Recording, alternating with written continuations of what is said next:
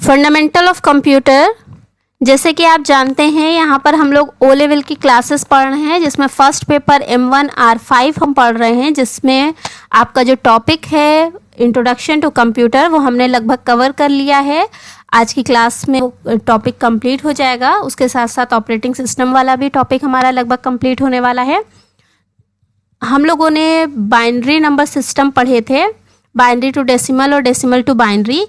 आज हम इसमें पढ़ने वाले हैं decimal to octal and octal to decimal conversion. अगर आपने बाइनरी नंबर्स नहीं देखे हैं तो लास्ट वीडियो देख लीजिएगा, जिससे आपको अच्छे से क्लियर हो जाए। उसके अलावा इस क्लास में आज हम पढ़ेंगे block diagram of CPU, generations of computer, classification of memory और memory management, files, folders, icons and extensions. और उसके साथ साथ इन सबको पढ़ने में जितने भी एब्रिविएशन वर्ड्स आएंगे उनकी फुल फॉर्म्स भी हम देखेंगे।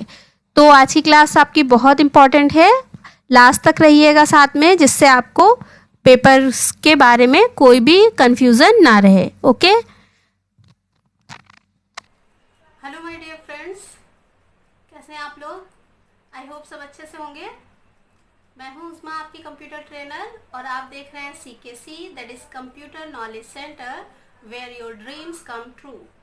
तो आई होप आप लोगों ने लास्ट वीडियोस देखी होंगी, आप लोगों को अच्छी लगी होंगी। तो आज की क्लास में हम पढ़ने वाले हैं आगे का फंडामेंटल, यानी कि जो फर्स्ट टॉपिक है इंट्रोडक्शन टू कंप्यूटर, वो आज लगभग कंप्लीट हो जाएगा। और इसके बाद से मैं वेब डिज़ाइनिंग भी स्टार्ट कर रही हूँ और कोशिश करूँगी कि ऑफिस भी पढ़ाती रहूँ।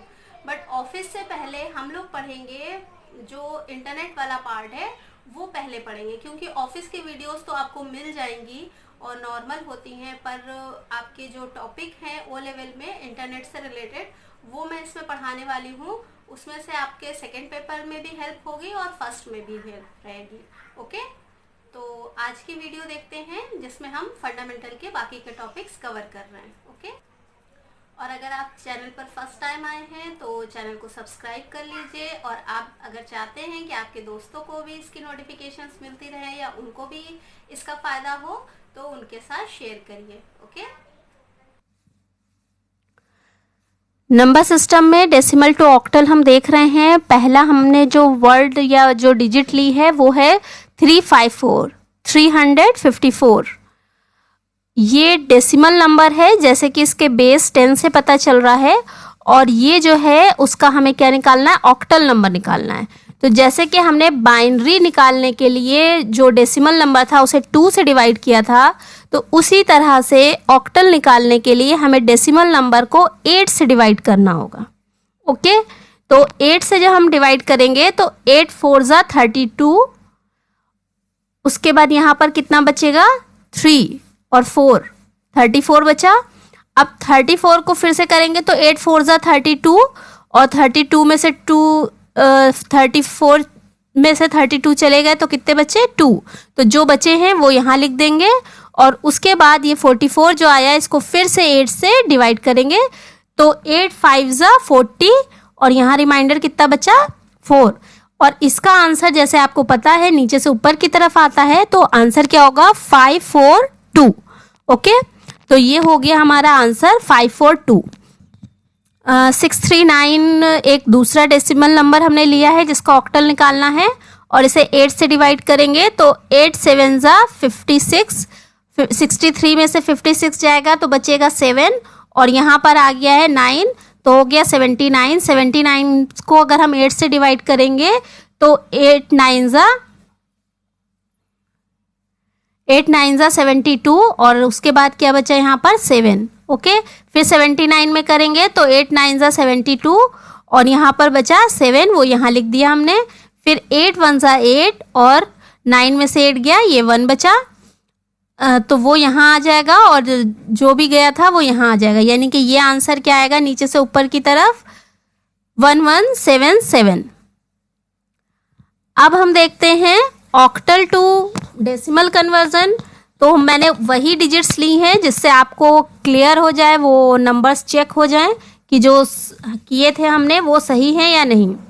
तो ये हमने लिया है 542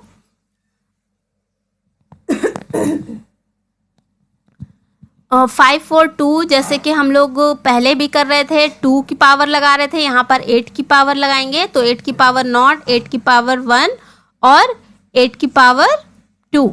तो 8 नॉट जब होगा तो ये वाला 2 हम यहाँ लिख देंगे। उसके अलावा 8 1 होगा तो 8 ही आएगा और 4 से मल्टीप्लाई करना है। इसी तरह से ये 5 यहाँ लिखा हुआ है और 8 8 ज़ा 64। 64 को 5 से जब हम मल्टीप्लाई करेंगे तो हमारा आ जाएगा 320, करके देख लीजिएगा आप। और 8 4 ज़ा जब हम यहाँ करेंगे तो आएगा 32 और ये 2 हमारा ऐसे ही है, इन सबको ऐड कर देंगे तो आ जाएगा 354। तो ये 354 जो है वो आपका आंसर आ गया है। इसका एक और तरीका मैंने बताया था, वो भी हम देख लेते हैं। हमने इस 2 को यहाँ ले लिया है और 8 की पावर नॉट लगाई, इसका आंसर आया 2। फिर यहाँ पे इस 4 को लिया है हमने और 8 की पावर 1, तो 8 4 ज़ा 32 और यहाँ पर इस 5 को लिया है और 8 की पावर जो है वो हमारी हो जाएगी 64 और 64 को 5 से मल्टीप्लाई करेंगे तो आ जाएगा 320 और उसके बाद इसको जोड़ेंगे, ये 2 2 4 हो गया, 2 3 5 हो गया और 3 3 आ गया, यानी कि ये इस तरह से हमारा आंसर चेक हो गया।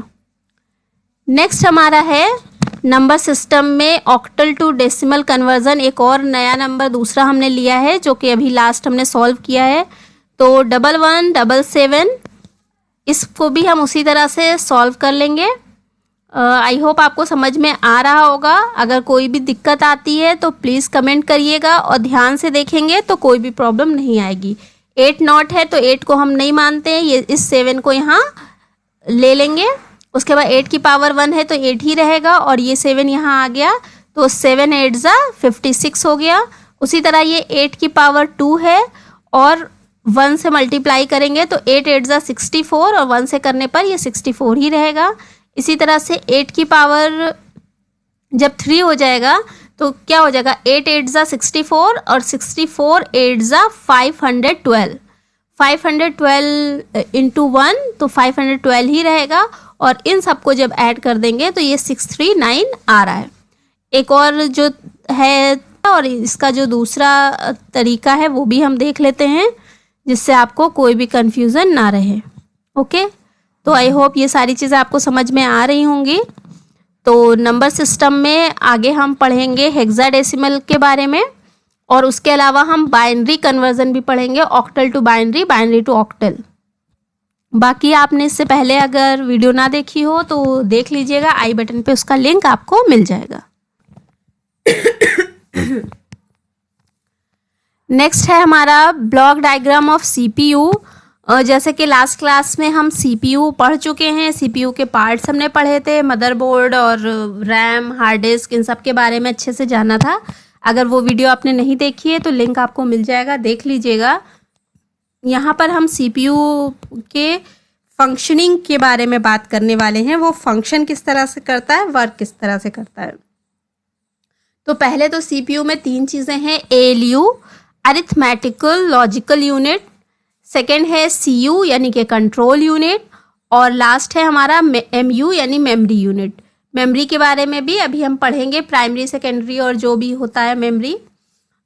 यहाँ पर जो भी ये सीयू जो है ये आपका एक तरह से मैनेजर ऑफ सीपीयू होता है।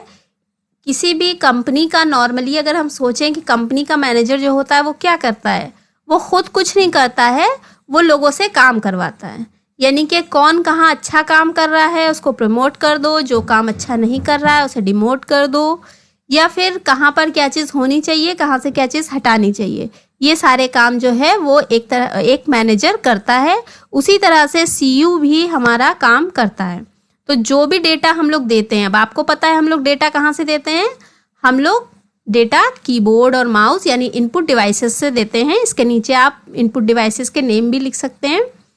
तो वो डेटा जाता है सीयू के पास।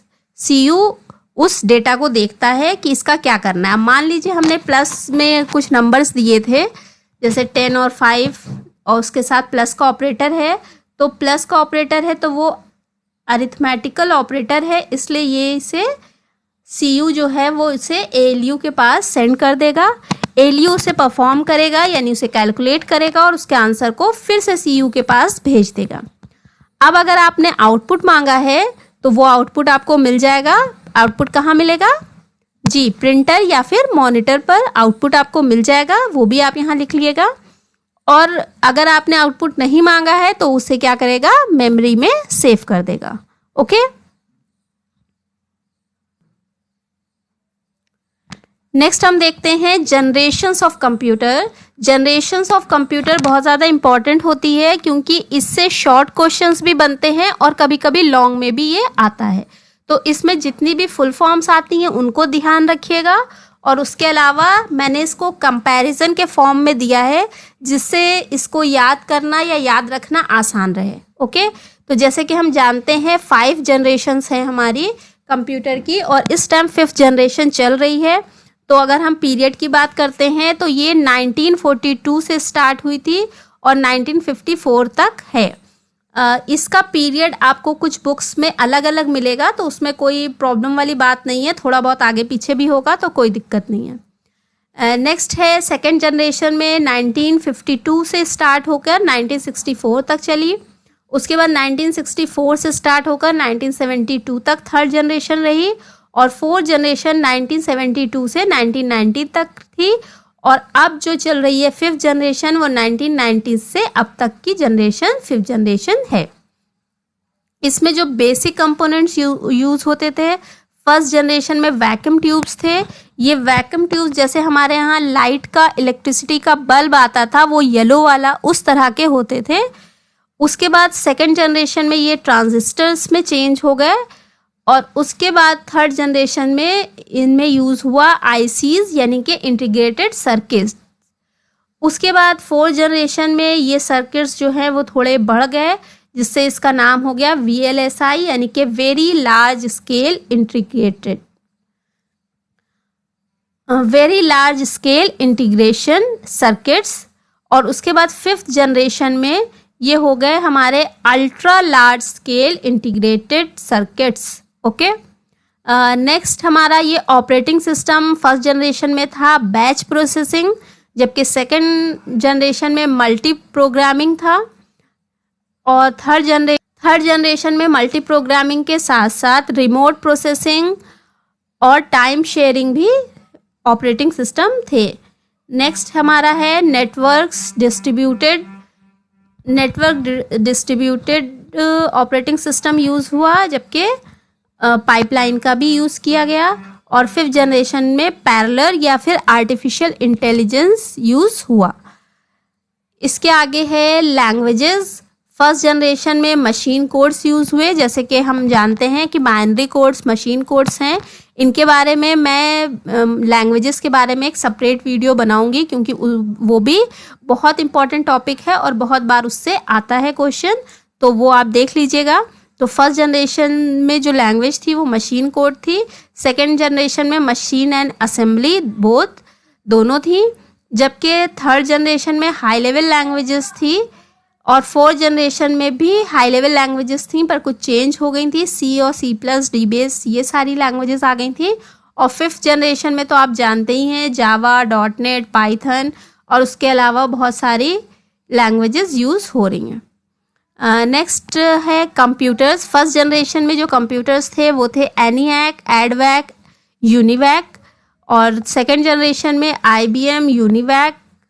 इनकी कुछ सीरीज़ भी थे नंबर्स, जो कुछ फर्स्ट जनरेशन में भी आए थे IBM के। थर्ड जनरेशन है आपका PDP, पर्सनल डेटा प्रोसेसर या फिर IBM। फोर्थ जनरेशन में सुपर कंप्यूटर्स, जिसमें CRAY ये इम्पोर्टेंट था। 5th जनरेशन में तो आपको पता है डेस्कटॉप, लैपटॉप, नोटपैड, ये नोटबुक वगैरह कंप्यूटर्स आए हैं।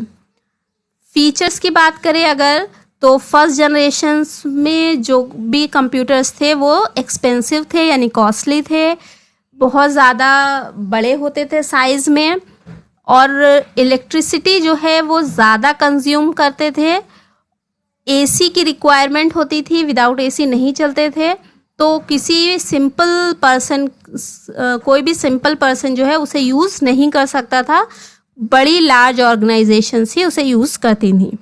नेक्स्ट जो आए उसमें पहले के कंपैरिजन में, फर्स्ट जनरेशन के कंपैरिजन में जो कंप्यूटर्स थे वो कुछ स्मॉल थे, उनमें जो पावर कंज्यूम करने की कैपेसिटी थी वो कुछ कम थी और पहले से कुछ ज़्यादा फास्ट थे compare to first generation.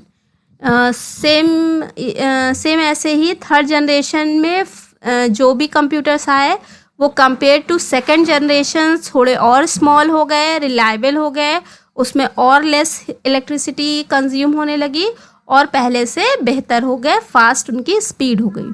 Okay, next जो फोर्थ जनरेशन में आए कंप्यूटर्स वो हमारे अफोर्डेबल थे, उसमें एसी की रिक्वायरमेंट नहीं थी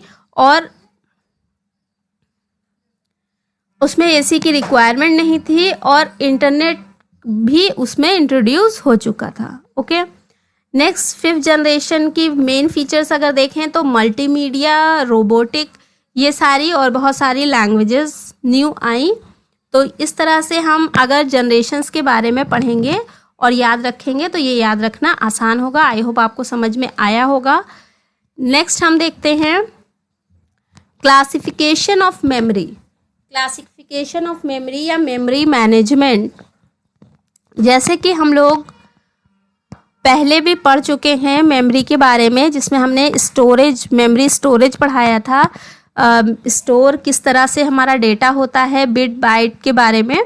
अगर वो वीडियो आपने नहीं देखी है तो आई बटन पे उसका लिंक होगा, आप देख लीजिएगा last video.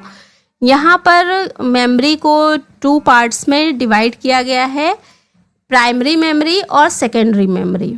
Okay, primary memory वो मेमोरी होती है जो प्रोसेसर से डायरेक्ट अटैच होती है या कनेक्ट होती है, यानी कि जो भी हम लोग इनपुट देते हैं वो डायरेक्टली प्रोसेसर से मेमोरी में जाता है, वो प्राइमरी मेमोरी होती है। और जब प्राइमरी मेमोरी में जो डेटा होता है वो बाद में स्टोर किया जाता है सेकेंडरी में, वो हमारी सेकेंडरी मेमोरी होती है।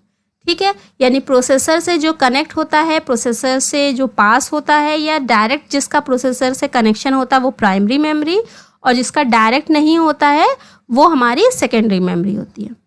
सेकेंडरी मेमोरी, प्राइमरी मेमोरी को भी 2 पार्ट्स में डिवाइड किया गया है, क्लासिफाइड किया गया है, मेन मेमोरी और कैशे मेमोरी। कैशे मेमोरी जो है वो बहुत स्मॉल होती है और जो भी डेटा हम वहाँ पर रखते हैं वो बहुत कम टाइम के लिए होता है, बिल्कुल कुछ सेकंड्स के लिए।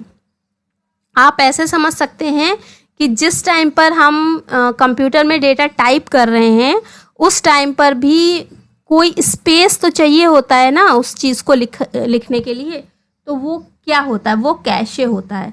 उसके बाद हम उसे जब सेव करके रख देते हैं तो वो हमारा मेन मेमोरी में आ जाता है। ओके, तो मेन मेमोरी को भी 2 पार्ट्स में डिवाइड किया गया है, रैम एंड रोम। इनके फुल फॉर्म्स बहुत इंपॉर्टेंट होते हैं। रैम का फुल फॉर्म है रैंडम एक्सेस मेमोरी, जबकि रोम का है रीड ओनली मेमोरी। रैम को अगेन 2 पार्ट्स में क्लासिफाइड किया गया है, S RAM and D RAM. S RAM यानी स्टैटिक रैम, डी रैम यानी कि डायनेमिक रैम। रैम को हमने फिजिकली देखा हुआ है, लास्ट वीडियो में मैंने उसके बारे में बताया था। और रोम जो है, रोम वो मेमोरी होती है जहाँ पर आप प्रोग्राम्स को भी लिख सकते हैं और उसके साथ साथ इरेजेबल प्रोग्राम्स भी होते हैं और इलेक्ट्रिकल इरेजेबल प्रोग्राम भी होते हैं। यानी कि पी रोम का फुल फॉर्म है प्रोग्रामेबल रीड ओनली मेमोरी, यानी कि वो रीड ओनली मेमोरी जहाँ पर प्रोग्राम किए जाते हैं, प्रोग्राम स्टोर होते हैं। फिर ये है ई पी रोम, यानी कि erasable programmable read only memory, यानी कि वो प्रोग्राम जो इरेज किए जा सकते हैं वो वाली मेमोरी। और ये मेमोरी जो इरेज होती है वो यूवी यानी कि अल्ट्रा वायलेट रेज के थ्रू इरेज की जाती है। लास्ट है हमारा electrically erasable programmable read only memory. यहाँ पर जो है वो जो प्रोग्राम्स होते हैं वो इलेक्ट्रिकली इरेज किए जाते हैं। ओके, आई होप ये आपको अच्छे से आ गया होगा। सेकेंडरी मेमोरी में ये 4 हैं: magnetic tape, optical disk, flash, magnetic disk. Okay, तो मैग्नेटिक टेप आप लोगों ने देखे होंगे, जो पहले आते थे, जैसे रेडियो की कैसेट्स होती थी, हम लोग सुनते थे। ये एक सीक्वेंस में आते हैं। सीक्वेंस में यानी कि अगर किसी कैसेट में 10 सॉन्ग्स हैं तो आप फर्स्ट से 10th वाले सॉन्ग पर नहीं जा सकते। उसके लिए आपको क्या करना पड़ेगा, या तो फास्ट फॉरवर्ड करके उसको आगे बढ़ाना पड़ेगा, और या फिर आपको वो सारे सॉन्ग सुनने होंगे। तो वो हमारा मैग्नेटिक टेप होता था, जो कि एक हम लोग कैमरे वगैरह की रील्स जैसे देखते थे उस कलर में होती थी, लेकिन ये बहुत लाइट, बिल्कुल हल्का सा होता है। अगर आपके पास पुराने कोई रिकॉर्डर होंगे, टेप रिकॉर्डर्स, तो उनकी कैसेट्स में होता था ये। नेक्स्ट है हमारा ऑप्टिकल डिस्क। ऑप्टिकल डिस्क जिसमें कॉम्पैक्ट डिस्क और डीवीडी यानी कि डिजिटल वीडियो डिस्क, या जिसे डिजिटल वर्सटाइल डिस्क भी कहा जाता है, ये मैं पहले पढ़ा चुकी हूँ। अगर आपने नहीं देखी है तो वो वीडियो देख लीजिएगा, बहुत अच्छे से उसमें बताया गया है। तो सीडी यानी कि कॉम्पैक्ट डिस्क जो है वो 700 MB की होती है, जबकि डीवीडी जो है वो हमारी 4.7 GB की होती है। नेक्स्ट है फ्लैश मेमोरी। फ्लैश मेमोरी आपकी पेन ड्राइव और मेमोरी कार्ड। आपने देखा होगा पेन ड्राइव जो डेटा ट्रांसफ़र करने के लिए हम पेन ड्राइव का यूज़ करते हैं एक कंप्यूटर से दूसरे कंप्यूटर में ले जाने के लिए। अब तो LEDs वगैरह में भी पेन ड्राइव लगाने की फैसिलिटी है, यानी पेन ड्राइव में हम मूवी रख के LED में लगाकर देख सकते हैं। ओके, मेमोरी कार्ड जो आपका मोबाइल वगैरह में मेमोरी कार्ड लगता है, वो भी हमारी फ्लैश मेमोरी होती है। नेक्स्ट है मैग्नेटिक डिस्क। मैग्नेटिक डिस्क यानी कि HDD, जिसे कहते हैं हार्ड डिस्क ड्राइव, जो कि हमने हार्ड डिस्क पढ़ी थी। और फ्लॉपी डिस्क FDD होती है, और इसका एब्रीविएशन FDD होगा। और अगर हम इसका फुल फॉर्म देखेंगे तो फ्लॉपी डिस्क ड्राइव, जो कि अब यूज़ नहीं होती है, मोस्टली अब हार्ड डिस्क ही यूज़ की जाती है। ओके, आई होप ये अच्छे से आपको आया होगा। इनको इस तरह से अगर आप सिर्फ चार्ट में ही देख लेते हैं तो ये बहुत काम आएगा आपका, क्योंकि अगर पूछा जाए कि रैम प्राइमरी मेमोरी है या सेकेंडरी मेमोरी, तो इस चार्ट के थ्रू आपको पता चल रहा है कि ये प्राइमरी मेमोरी है। इसी तरह से कैशे को भी पूछा जाता है कि ये प्राइमरी मेमोरी है या सेकेंडरी मेमोरी, तो ये प्राइमरी मेमोरी है। ओके, तो इसमें जितनी भी चीज़ें हैं आप कोशिश करिएगा सेम ऐसे ही चार्ट बनाइएगा, और उसको याद करने की वैसे ही करने की कोशिश करिएगा, या फिर 1-2 बार लिख कर देख लीजिएगा, जिससे आपकी प्रैक्टिस हो जाए, क्योंकि इसमें से क्वेश्चन ज़रूर आते हैं। ओके, बहुत इम्पॉर्टेंट टॉपिक है ये। नेक्स्ट, सेकेंडरी मेमोरी को हम ऑक्सिलरी मेमोरी भी कहते हैं।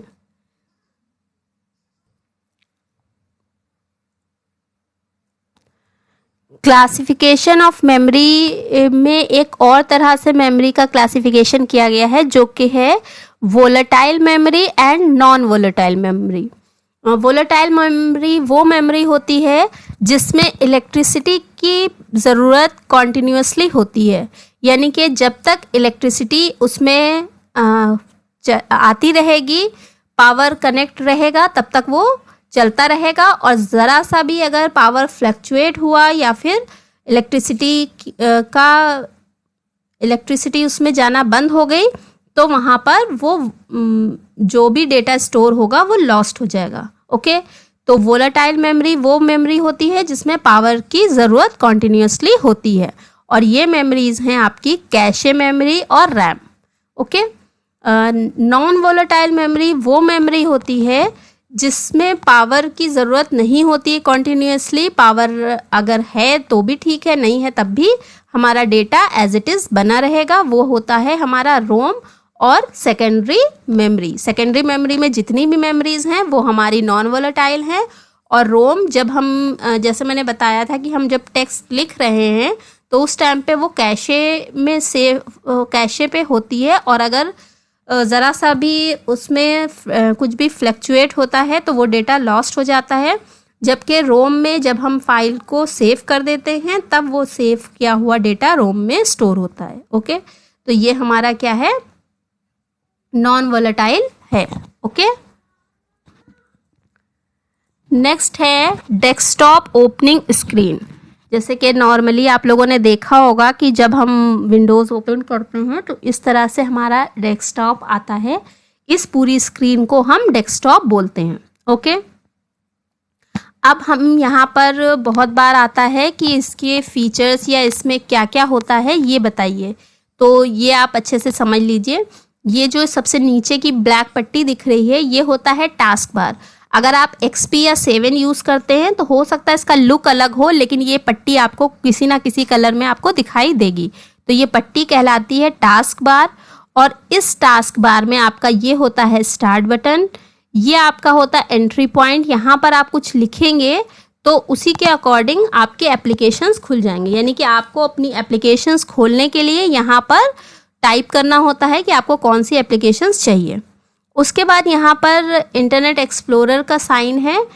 ये सब जो एप्लीकेशंस हैं इन्हें हम कहते हैं कि ये पिन किए हुए एप्लीकेशंस। ओके, तो हम कोई भी एप्लीकेशन जिनका हम ज़्यादा यूज़ करते हैं उनको हम यहाँ पिन कर सकते हैं, और उसके अलावा जो करंटली ओपन एप्लीकेशंस होती हैं जिनको हम यूज़ कर रहे हैं वो भी यहाँ पर एज अ आइकन हमें दिखाई देती हैं। उसके बाद यहाँ पर आपका डेट एंड टाइम होता है।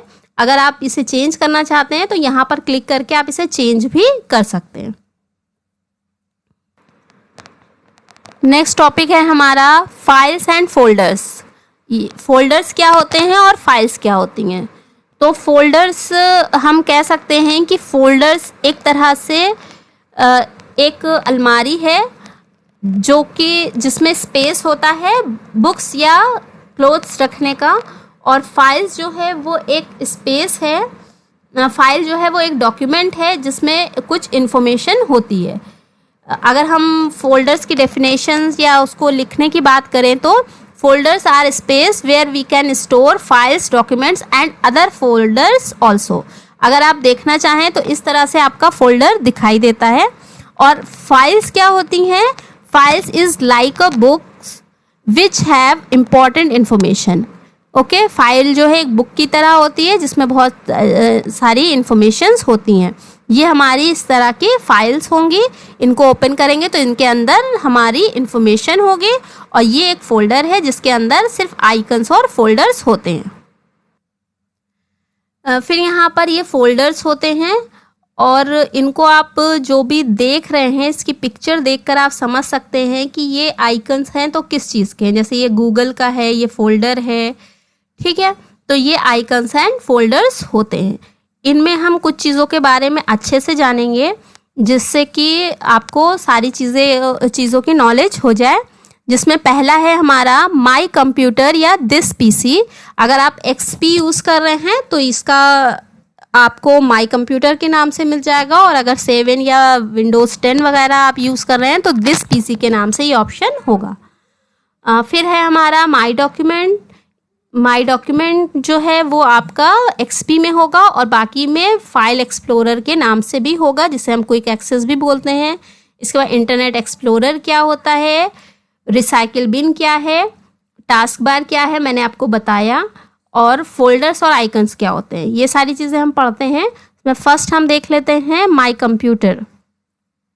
माई कंप्यूटर जैसे कि मैंने बताया था, यहाँ पर आप दिस पीसी या माई कंप्यूटर टाइप करेंगे तो आपको मिल जाएगा। अदरवाइज डेस्कटॉप पे आइकन होता है, वहाँ से हम ओपन कर सकते हैं।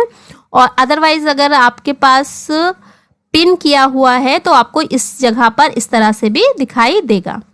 अब हम जब भी माई कंप्यूटर खोलते हैं या दिस पीसी खोलते हैं तो यहाँ पर हमें ड्राइव्स दिखाई देते हैं।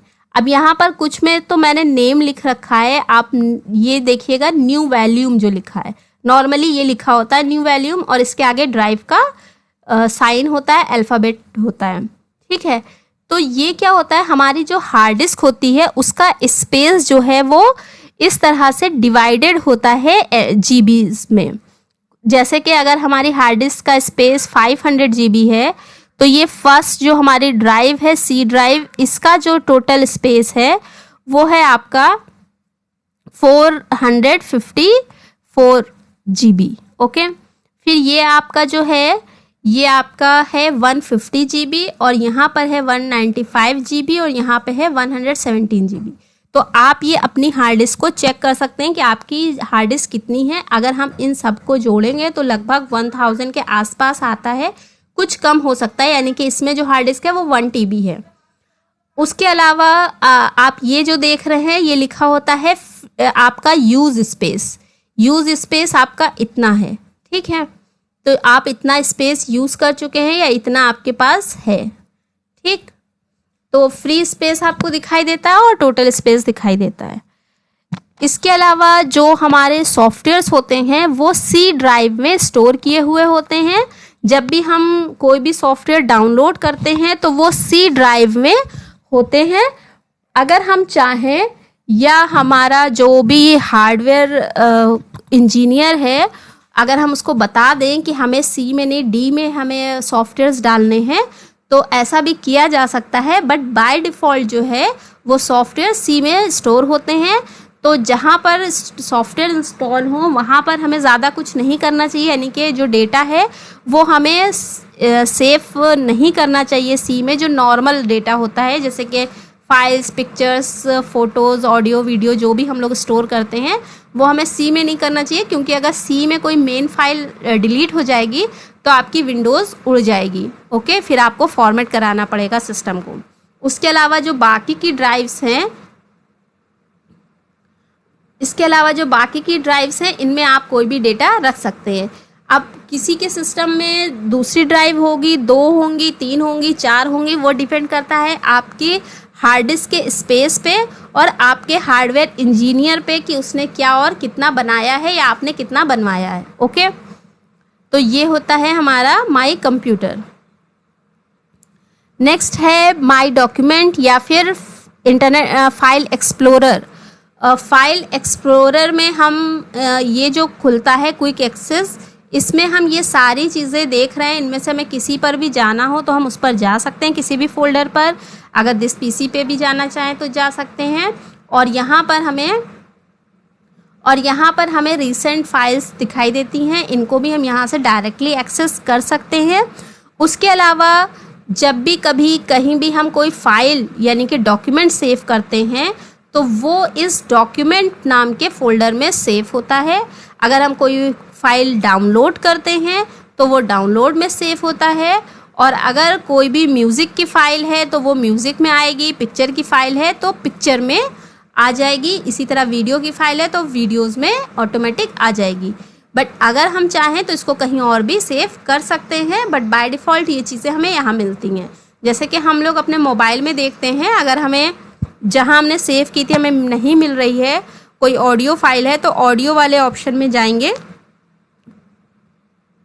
ऑडियो के फोल्डर में जाएंगे तो वो वीडियो हमें वहाँ आराम से मिल जाती है। ओके, तो सेम उसी तरह से यहाँ पे हम डायरेक्टली वर्क कर सकते हैं, ढूंढ सकते हैं फाइल्स को। और उसके अलावा ये जो आपको साइन दिखाई दे रहा है, जैसे कि ये यहाँ पर W दिखाई दे रहा है, तो ये हमें बताता है कि ये वर्ड की फ़ाइल है। इसी तरह ये जो दिख रहा है PDF, ये बता रहा है ये PDF फाइल है, ये फाइल एक्सप्लोरर है, और ये आपकी पावर पॉइंट की फ़ाइल है। ये इस तरह से हमें आइकन से पता चलता है कि कौन सी फ़ाइल ये है। नेक्स्ट हम बात करते हैं रिसाइकिल बिन की। रिसाइकिल बिन क्या होता है? रिसाइकिल बिन हमारी डिलीटेड फाइल्स को प्रोटेक्ट करता है, यानी कि कभी कहीं से भी कोई भी फाइल अगर हम डिलीट करते हैं तो वो रिसाइकिल बिन में स्टोर होती है, और फिर हम उस स्टोर की हुई फाइल से अगर हम चाहते हैं कि हमें वो फाइल चाहिए थी या हमसे गलती से डिलीट हो गई है तो हम उसे वापस ला सकते हैं, या फिर हम किसी और जगह पर भी उसको स्टोर कर सकते हैं। जैसे कि हम एक काम करते हैं, यहाँ पर ये देख रहे हैं आप DD और ABC नाम की 2 फाइल्स हैं। हम इन दोनों को ही यहाँ से डिलीट कर देते हैं, और अब हम खोलते हैं रिसाइकिल बिन।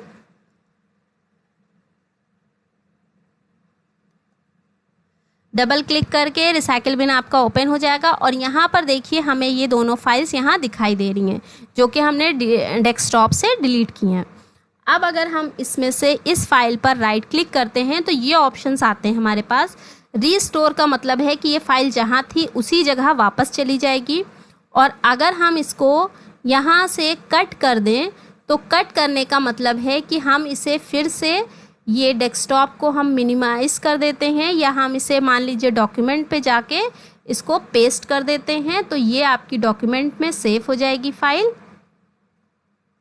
यानी कि जो भी फाइल अगर हम रिसाइकिल बिन से जिस जगह थी उसी जगह भेजना चाहते हैं तो हम रिस्टोर करेंगे, और अगर किसी और जगह पर हम उसे सेव करना चाहते हैं तो उस जगह यानी उस फोल्डर में जाकर हम उसे पेस्ट कर सकते हैं। तो पहले कट करेंगे फिर पेस्ट करेंगे। कट करने के लिए हमने कट पे क्लिक किया था और पेस्ट करने के लिए हमने Ctrl+V का यूज़ किया, शॉर्टकट की का। अगर आप अभी शॉर्टकट की नहीं यूज़ कर रहे हैं तो आप राइट क्लिक कर सकते हैं और यहाँ पर आपको पेस्ट का ऑप्शन मिलेगा। क्योंकि कट के बाद पेस्ट एक ही बार होता है तो मैं पेस्ट कर चुकी हूँ, इसलिए पेस्ट का ऑप्शन एक्टिवेट नहीं है। तो हमारी ये DD फाइल थी, हम देख लेते हैं आ गई है कि नहीं। ये देखिए हमारी DD फाइल यहाँ पर आ गई है। ओके, इस तरह से ये देखिए ABC हमारी यहाँ पर आ गई है। तो रिस्टोर भी हो गया है और हमने कट किया था वो भी हमने देख लिया है। फिर से हम इस फाइल को डिलीट करते हैं और रिसाइकिल बिन में जाते हैं, और अब के लिए हम इसको यहाँ से राइट क्लिक करके डिलीट प्रेस कर देते हैं। तो डिलीट करने से क्या होगा, फिर ये फाइल वापस नहीं आएगी। ओके, फिर हम इसे किसी भी तरह से वापस नहीं ला सकते हैं। प्रॉपर्टीज़ में जाके हम इसकी प्रॉपर्टीज़ चेक कर सकते हैं कि ये किस तरह की कौन सी फाइल है। तो ये बता रहा है कि ये ओरिजिनल डेस्कटॉप पे सेव है, SWF फाइल है, और इसकी डेट और टाइम भी बता रहा है। ओके, तो ये सारी इन्फॉर्मेशन आपको प्रॉपर्टीज़ में मिल जाती है। आई होप आपको रिसाइकिल बिन समझ में आ गया होगा अच्छे से। इसके बाद हम बात करते हैं इंटरनेट एक्सप्लोरर की। इंटरनेट एक्सप्लोरर का आइकन जो है वो हमें डेस्कटॉप पे दिखाई देता है। अगर आपकी विंडोज़ जो भी होगी उसके अकॉर्डिंग आपको दिखाई देगा। इंटरनेट एक्सप्लोरर एक तरह का सॉफ्टवेयर है जो कि इंटरनेट चलाने के लिए एसेंशियल है, ज़रूरी है। बिना इस इंटरनेट एक्सप्लोरर या हम कह सकते हैं वेब ब्राउज़र, बिना किसी वेब ब्राउज़र के हम कंप्यूटर में इंटरनेट नहीं चला सकते।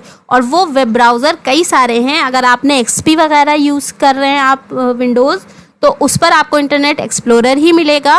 और अगर आप उसके आगे 7 या विस्टा ये हम 10 वगैरह यूज़ कर रहे हैं तो वहाँ पर और भी सारे आपको ऑप्शंस मिल सकते हैं, या फिर आप उनको डाउनलोड करके यूज़ कर सकते हैं, जिसमें आपका Google Chrome, safari, Mozilla Firefox और माइक्रोसॉफ्ट एज, ये सारे वेब ब्राउज़र्स हैं।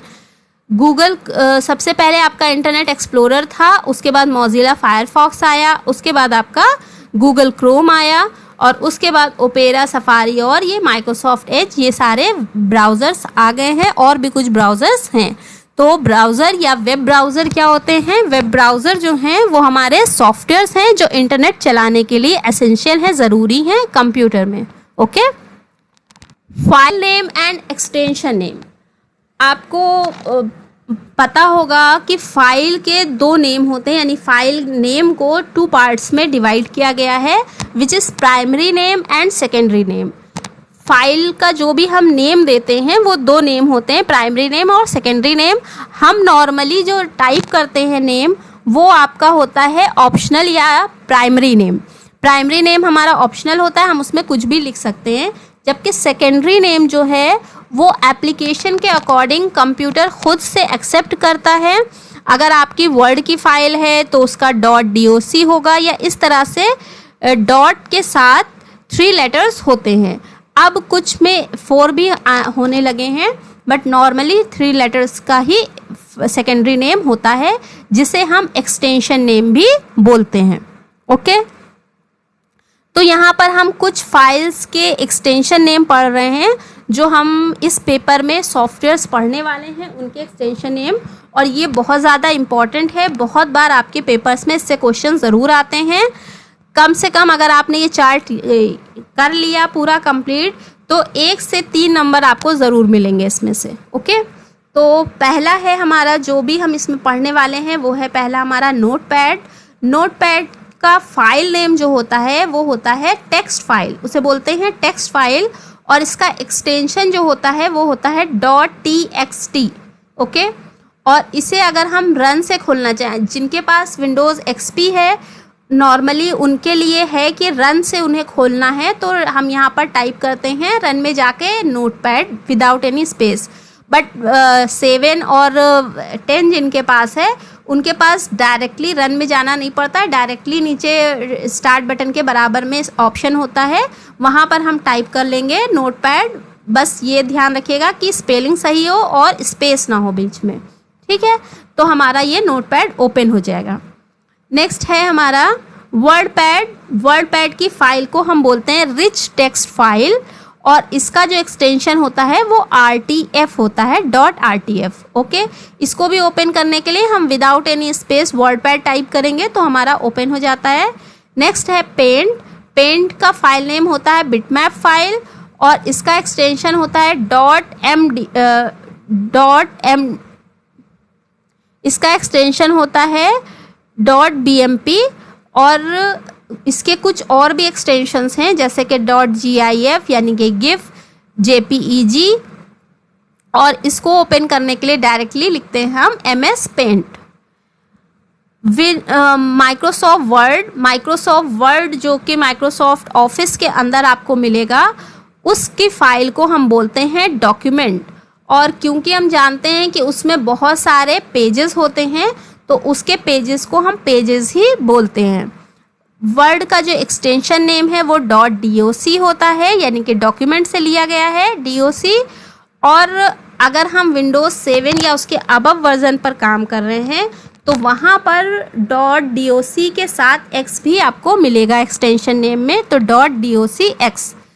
विनवर्ड, अगर हमें पता करना हो कि हमारे सिस्टम में ऑफिस है या नहीं है, या वर्ड है या नहीं है, तो हम डायरेक्टली उसे टाइप कर देंगे विनवर्ड, तो वो एप्लीकेशन कहीं भी हो अगर हमें नहीं भी मिल रही होगी तो भी वो ओपन हो जाएगी। ओके, इसी तरह है माइक्रोसॉफ्ट एक्सेल। माइक्रोसॉफ्ट एक्सेल की फाइल को वैसे तो हम स्प्रेडशीट बोलते हैं, बट एक्सेल में हम उसे वर्कबुक बोलते हैं, और उसके जो पेजेस होते हैं उसे हम शीट कहते हैं। ओके, एक्सेल का एक्सटेंशन नेम .xls होता है, जबकि अगर 7 या अबव की बात करेंगे तो .xlsx होगा। ओके, और रन से इसे खोलने के लिए without any space Excel type करते हैं तो खुल जाएगा, ये ओपन हो जाएगा। इसी तरह माइक्रोसॉफ्ट पावर पॉइंट की फाइल को हम प्रेजेंटेशन बोलते हैं, और फाइल में जो पेजेस होते हैं इसके पेजेस को हम स्लाइड बोलते हैं, SLIDE, slides. Okay, power point की फाइल का एक्सटेंशन नेम होता है .ppt, और इसमें भी 7 से अबव होगा तो x लग जाता है, तो .pptx। इसको डायरेक्टली खोलने के लिए हम लिखते हैं पावर PNT, तो हमारा ये ओपन हो जाएगा। नेक्स्ट एंड लास्ट है हमारा माइक्रोसॉफ्ट एक्सेस। माइक्रोसॉफ्ट एक्सेस भी माइक्रोसॉफ्ट ऑफिस का ही पार्ट है, और ये एक डेटाबेस होता है। डेटाबेस जहाँ पर हम बहुत सारा डेटा स्टोर करके रखते हैं वो हमारा डेटाबेस होता है, और इसका एक्सटेंशन नेम है .mdb, और यहाँ पर भी 7 से अबव होगा तो .dbx हो जाएगा, और इसे डायरेक्टली खोलने के लिए हम टाइप करते हैं MS एक्सेस। तो आई होप आपको ये एक्सटेंशंस अच्छे से समझ में आ गए होंगे। ये एक्सटेंशंस की अगर हम बात करें कि एक्सटेंशन क्यों होते हैं, तो जैसे कि अभी आपने देखा कि फाइल्स फोल्डर्स जो होते हैं उनके कुछ आइकन्स होते हैं, जितनी भी फाइल्स होती हैं उनके कुछ आइकन्स होते हैं, कुछ लोगो होते हैं, सिंबल्स होते हैं, जिनसे हम पहचान लेते हैं कि ये फाइल कौन सी है। कौन सी है मतलब वर्ड की है कि एक्सेल की है, पावर पॉइंट की है, या फिर कोरल की है, ठीक है। लेकिन जब विंडोज़ नहीं था, ग्राफिक्स थे, उस टाइम ग्राफिक्स नहीं था, डॉस में हम वर्क करते थे, तो उस टाइम पिक्चर्स नहीं, उनको इनके एक्सटेंशन नेम से पहचाना जाता था, लेकिन आज भी हम इनका यूज़ करते हैं। अब हम देख लेते हैं ये एब्रिसिएशन वर्ड जो भी थे उनकी फुल फॉर्म्स। ओके, तो ये हमने जनरेशन्स में देखा था, कंप्यूटर्स हैं ये ENIAC, ENIAC, इसका फुल फॉर्म है electronic numerical integrator and computer. EDSAC electronic delay storage automatic calculator.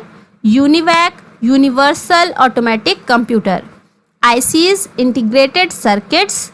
VLSI very large scale integrated circuits. ULSI ultra large scale integrated circuits. यहाँ पर जब इसका फुल फॉर्म आएगा तो आपको सर्किट्स नहीं लिखने हैं, बट मैंने ये आपको इसलिए बता दिया कि आईसीज जो हम लोगों ने पढ़ा था ये उसी का है आगे का। ओके, CUI एंड GUI, जैसे कि हमने बताया था आपको कि ऑपरेटिंग सिस्टम दो होते हैं, विंडोज़ एंड डॉस। और विंडोज़ जो होता है उसे GUI बोलते हैं, यानी ग्राफिकल यूज़र इंटरफेस, जहाँ पर पिक्चर्स बटन्स होते हैं जिनको देखकर हम काफ़ी कुछ कर लेते हैं। ग्राफिक्स यूज़र इंटरफेस यानी कि यूज़र जो होता है, जो कंप्यूटर यूज़ कर रहा है उसे यूज़र बोलते हैं। वो कंप्यूटर से इंटरेक्ट करता है ग्राफिक्स के थ्रू यानी पिक्चर्स के थ्रू। जबकि जो डॉस होता है वो कैरेक्टर यूज़र इंटरफेस होता है, और वहाँ पर जो यूज़र है वो कैरेक्टर्स यानी अल्फ़ाबेट्स के थ्रू या कमांड्स के थ्रू यूज़र का इंटरफेस कंप्यूटर से होता है या इंटरेक्शन कंप्यूटर से होता है। नेक्स्ट हमने पढ़ा है CPU का full form central processing unit, और इसी के अंदर आपका आता है ALU arithmetical logical unit. CU यानी कंट्रोल यूनिट। MU यानी मेमोरी यूनिट। FDD हमने पढ़ा था फ्लॉपी डिस्क ड्राइव। HDD यानी हार्ड डिस्क ड्राइव। और इसके आगे कुछ और हैं जैसे कि CD compact disk, DVD digital video disk या फिर डिजिटल वर्सटाइल डिस्क। रैम हमने देख लिया था, लास्ट में भी लिखा होगा आपका, रैम यानी random access memory. ROM read only memory. PROM programmable ROM यानी programmable read only memory. EPROM यानी इरेजेबल PROM यानी erasable programmable read only memory. EEPROM यानी electrically erasable programmable read only memory. SRAM का full form है static RAM. DRAM का है dynamic RAM. Okay, कुछ और फुल फॉर्म्स हैं, जैसे मैंने आपको मेमोरी यूनिट्स पढ़ाए थे उसमें आपने KB MB मैंने फुल फॉर्म भी उस टाइम पे भी बताया था, बट फुल फॉर्म्स एग्जाम्स में भी आती हैं तो आप उनको याद रखिएगा। और मैंने इन यूनिट्स में आपको टेराबाइट तक पढ़ाया है क्योंकि टेराबाइट तक ही यूज़ हो रहा है और वहीं तक मोस्टली आएगा, बट बाय चांस अगर कहीं पे फुल फॉर्म आ जाए तो आप ये देख लीजिए PB petabyte, EB exabyte, ZB zettabyte और YB योटाबाइट। ओके, तो आई होप आपको ये वीडियो अच्छे से समझ में आई होगी। अगर आपको वीडियो अच्छी लगती है तो कमेंट कर बताइए और लाइक एंड शेयर करिए, और चैनल पर फर्स्ट टाइम आए थे तो चैनल को सब्सक्राइब ज़रूर करिए जिससे आपको आगे आने वाली वीडियोस की नोटिफिकेशंस मिलती रहें। Thank you. हम बात करने जा रहे हैं फोल्डर्स और आइकन्स की। फोल्डर्स, आइकन्स या फाइल्स ये क्या होते हैं? ओके, तो हम लोग यहाँ पर देख रहे हैं ये लिखा है विनवर्ड। ओके, तो ये विनवर्ड जो है ये आइकन है। ओके, और उसके अलावा ये एक वर्ड का साइन है, लोगो है, और ये एक फाइल है। इसके नीचे हम नाम देख रहे हैं, ये हमारी वर्ड की फाइल है जबकि ये आइकन है। अब इनमें डिफरेंस क्या है हम ओपन करके देख लेते हैं इसको।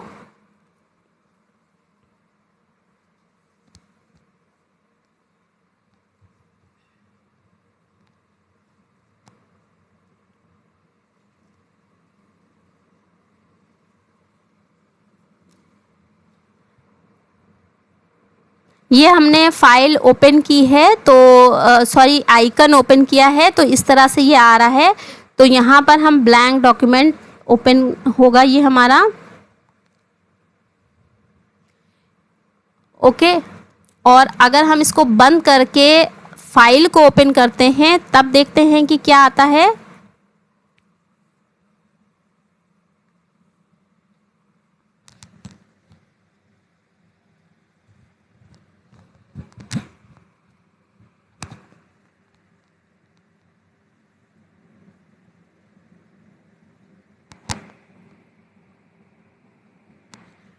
ये हमारी फाइल ओपन हो गई है जो कि मैंने सेव की होगी। ओके, तो इसका मतलब ये है कि फाइल वो होती है जिसमें हम डेटा सेव करके रख देते हैं पहले से, और जब ओपन करते हैं तो वही डेटा ओपन हो जाता है। जबकि आइकन वो होता है जिसमें हम जिसको हम ओपन करके कोई भी न्यू फाइल जो है बना सकते हैं और उसमें कोई भी इंफॉर्मेशन लिख सकते हैं। ओके, नेक्स्ट है हमारा फोल्डर। फोल्डर क्या होते हैं, जैसे कि हमने बात की अभी कि फोल्डर जो हैं वो हमारे स्पेस होता है जहाँ पर हम दूसरी फाइल्स या फोल्डर्स रखते हैं। जैसे कि इस फोल्डर को खोल के हम देख सकते हैं कि इस फोल्डर में हमारे दूसरी फाइल्स फोल्डर्स होते हैं। ये हमारी फाइल है। अब इसी में अगर हम चाहें तो दूसरा फोल्डर भी सेव कर सकते हैं। मान लीजिए ये फोल्डर यहाँ पर है, इसको हम जो है राइट क्लिक करेंगे और यहाँ से हम कॉपी कर लेंगे और फिर यहाँ पर इस जगह पर क्लिक करके हम इसे राइट क्लिक करके पेस्ट कर सकते हैं।